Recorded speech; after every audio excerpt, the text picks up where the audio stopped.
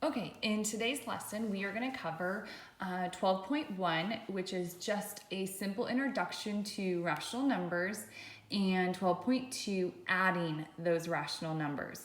Just a reminder, you can push pause at any time, perhaps to catch up on the vocabulary as I talk about it with you, or if I'm going over a problem, you can push pause and then push play when you're ready to resume. So first thing we're going to talk about is what a rational number is. A rational number is one that can be written as a ratio of two integers. They can be terminating decimals or repeating decimals. So a terminating decimal is one that ends. For example, 1.5. Well, that can be written as a ratio 3/2, making it a rational number. Negative 25/100, that is a terminating decimal. It can be written as a ratio of two integers, -1/4. Rational numbers can also be repeating decimals, which instead of ending like these two do, they repeat in a pattern. So -1.3 repeating can be written as a ratio, -4/3.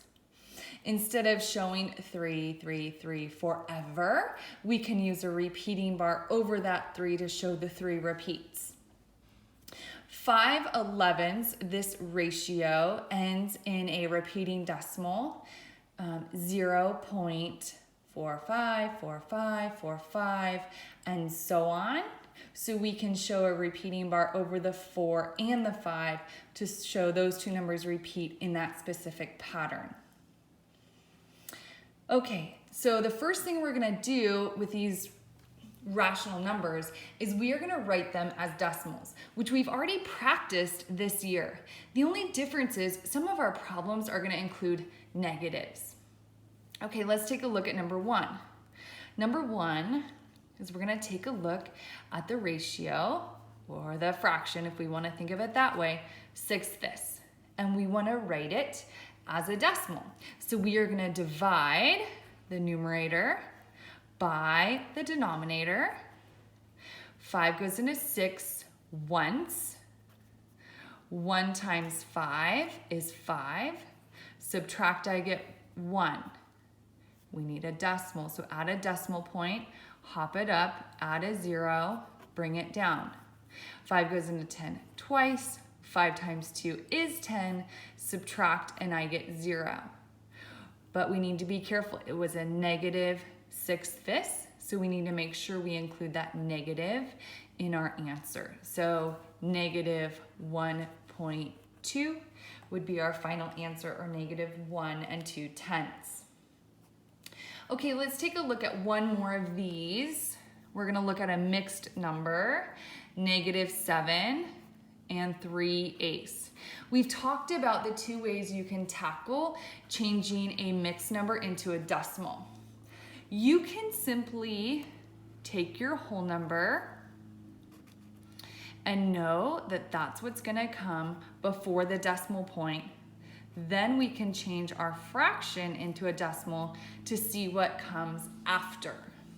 So again, it's always the numerator being divided by the denominator, no matter which is bigger. We need a decimal point. I know it's not going to go in evenly to 3, so I'm going to add 3 zeros just in case I need them. 8 goes into 3. Oh, it doesn't. 0 times. Bring down the 0.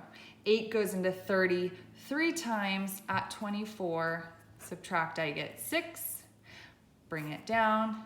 8 into 60 7 times at 56. Subtract, I get 4. Bring down my last 0. I guess I needed it. And 8 goes into 40 5 times evenly. So this tells us that this is what's going to go after the decimal point. Okay, that's one strategy. You could also take your mixed number and change it into an improper fraction. 7 3/8 as an improper fraction would be 59 over 8. And then, just like we did here, and just like we did here, we would divide our numerator by our denominator. And when we do that, you're gonna find out, I'm not gonna work out all this division with you. I know that you are capable of doing that on your own, but you're gonna get 7 and 375 thousandths, but don't forget it was a negative. And then you'll notice that whichever way you choose, you are gonna get the same answer. So it doesn't really matter. Okay, so that was part 1. Take a pause to catch up if you need it. Otherwise, we're moving on to part 2. All right, part 2, we're just gonna go backwards. So part 2, we are going to write the decimal as a fraction.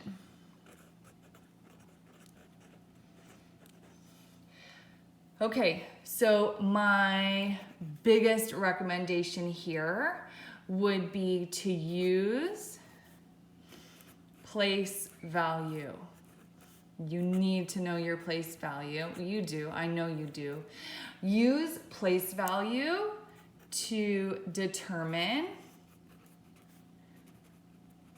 the denominator. Okay, and then you are going to reduce. One trick is to ask yourself, how would I read this decimal? We practice reading decimals correctly all the time. Okay, so for number 1, if you were in class with me and I asked you to read this decimal, if you said negative 0.9, you know that I would tell you to read it again, because that would not be how we would read it. This is negative 9 tenths. This 9 is in the tenths place. So as a fraction, negative 9 tenths. I don't need to reduce. It's all already in simplest form. So negative 9 tenths would be my fraction. Okay. Number 2.